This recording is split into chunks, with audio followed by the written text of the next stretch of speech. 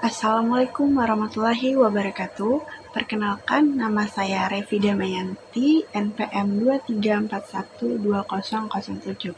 Di sini saya akan menjelaskan materi tentang analisis laporan keuangan. Berikut adalah materinya. Yang pertama, ada pengertian analisis laporan keuangan.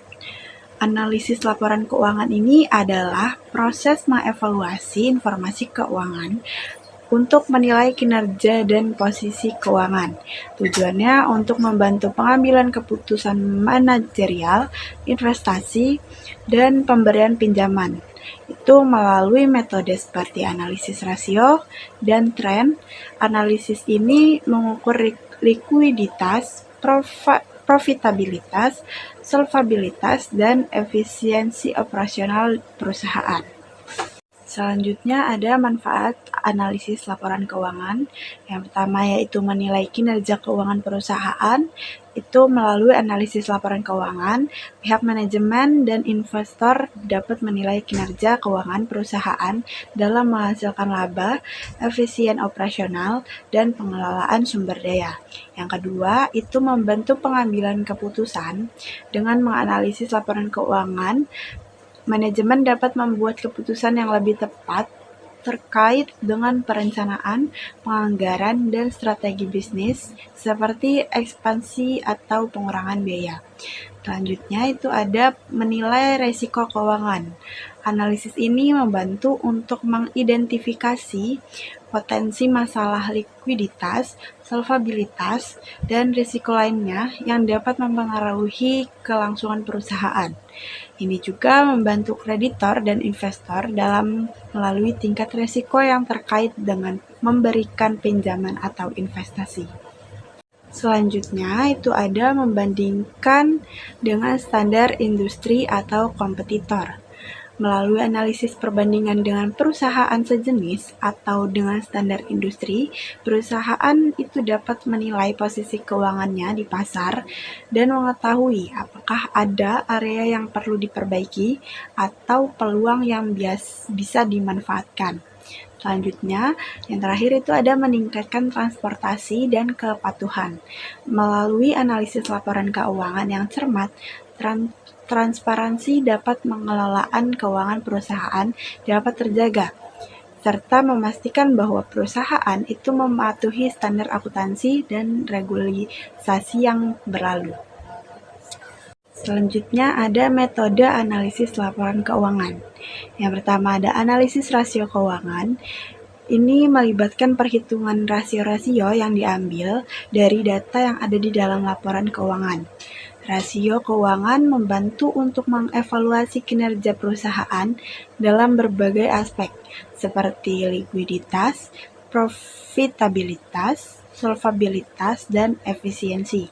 Contoh rasio yang sering digunakan adalah rasio lancar, rasio utang terhadap ekuitas, margin laba bersih, dan return of equity.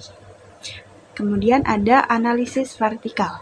Dalam analisis vertikal, setiap pos dalam laporan keuangan itu dianalisis dengan membandingkannya terhadap total yang relevan pada periode yang sama. Misalnya, dalam neraca, itu setiap pos aset dianalisis sebagai persentase dari total aset. Sedangkan dalam laporan laba rugi, pendapatan dan biaya dia dianalisis sebagai presentasi dari total pendapatan. Ini membantu untuk memahami proporsi masing-masing pos terhadap keseluruhan. Selanjutnya itu ada analisis horizontal.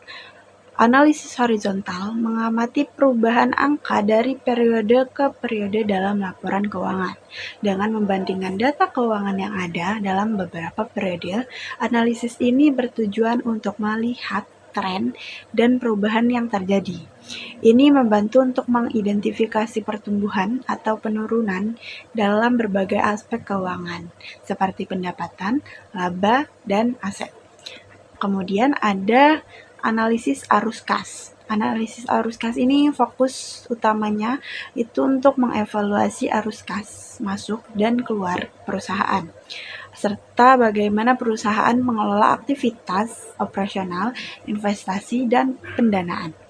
Ini penting karena arus kas yang sehat itu memastikan bahwa perusahaan dapat memenuhi kewajiban jangka pendek dan mendanai kegiatan operasional serta ekspansi.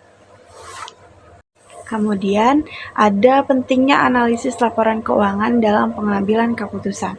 Analisis laporan keuangan itu penting dalam mengambil keputusan karena memberikan wawasan tentang kinerja perusahaan, likuiditas, dan risiko keuangan. Ini membantu manajemen dalam merencanakan strategi investor, dalam menilai kelayakan investasi, serta kreditor dalam memutuskan pemberian pinjaman, sehingga mendukung keputusan yang lebih terinformasi dan tepat.